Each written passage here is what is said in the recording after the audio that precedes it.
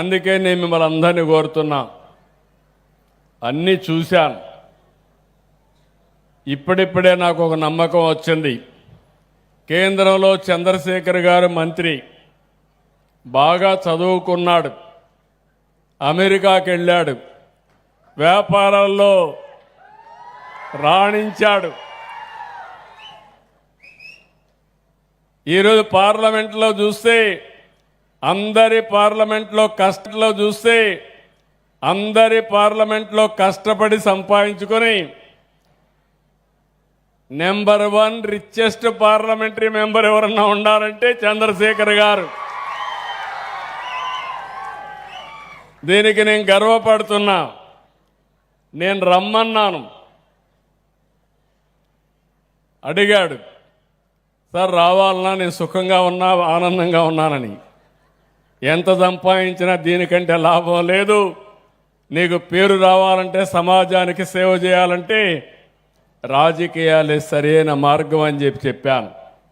నా మాట నమ్మి వచ్చాడు.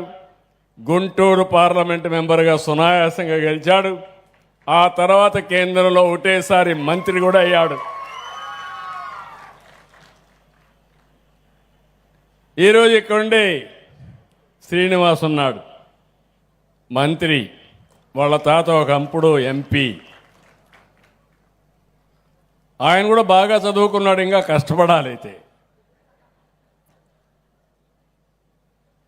ఆయన కూడా ఫస్ట్ టైం ఎమ్మెల్యే, ఆయన కూడా జాక్పాట్ మంత్రి. అయితే మంత్రి అయ్యాడు, ఎమ్మెల్యే ఫస్ట్ టైం అయ్యాడు. ఆయన శక్తి నిరూపించుకోవాల్సిన బాధ్యత ఆయన పైన ఉంది. ఇక్కడే కరుణ గారు ఉన్నారు, సెర్ఫ్ CEO.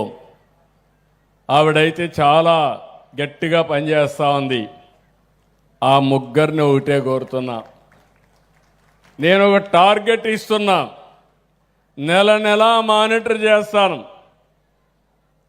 చంద్రశేఖర్ గారు ఆయన చిట్కా మీకు కూడా చెప్పాలి. డబ్బులు సంపాదించే మార్గం, సక్సెస్ బిజినెస్ ప్రిన్సిపల్స్ ఆయన చెప్పాలి.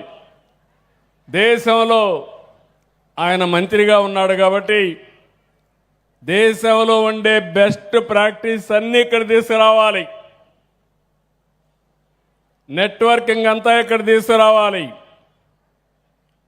నేను ఒక్కొక్కసారి గట్టిగా పట్టుబడితే నేను అంత ఈజీగా వదిలిపెట్టను.